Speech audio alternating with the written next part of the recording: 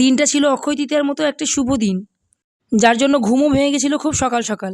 রাস্তা পুরো ফাঁকা, কিন্তু মিষ্টি একটা কিউট লালু আমাদের জন্য দাঁড়িয়েছিল। তো ওকে টাটা বলে আমরা বেরিয়ে পড়লাম, আমি আর বাবা মিলে। বছরের মতো আজকের এই বিশেষ দিনে বাবার একটা দোকানে পুজো থাকে, আর এই পুজোটা বাবা অনেক দিন ধরেই করে থাকে। দোকানটা ছিল একটা হার্ডওয়্যারের দোকান, আর এটি একদম শ্যামপুর বাজারের গায়ে। তো আমরা সকাল 6টার আগেই দোকানে পৌঁছে গিয়েছি, আর ওইখানে পৌঁছে গিয়ে দেখি বৌদি আগে থেকে কাল্পনা দিতে শুরু করে দিয়েছে। আর ওই দাদাভাই পুজোর জন্য যে সমস্ত সামগ্রী জোগাড় করেছে সেগুলো বাবা ঠিকঠাক গুছিয়ে নিল। প্রথম দিকে আমি একটু ভিডিও করে নিয়ে তারপর আমিও কাজে লেগে পড়লাম।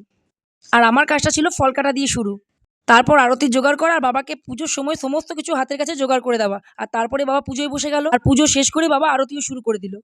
যেহেতু সাত সকালের ব্যাপার, তাই গরমটা একদমই ছিল না।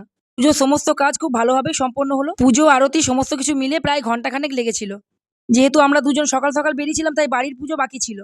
আর বাড়ি ফিরে সেটারও তোড়জোড় শুরু করে দিয়েছি। পুরো জোগাড় জানতে আমি করলেও পুজো করেছিল বাবা। তো দেখা হচ্ছে পরের মিনি ব্লগে, টাটা।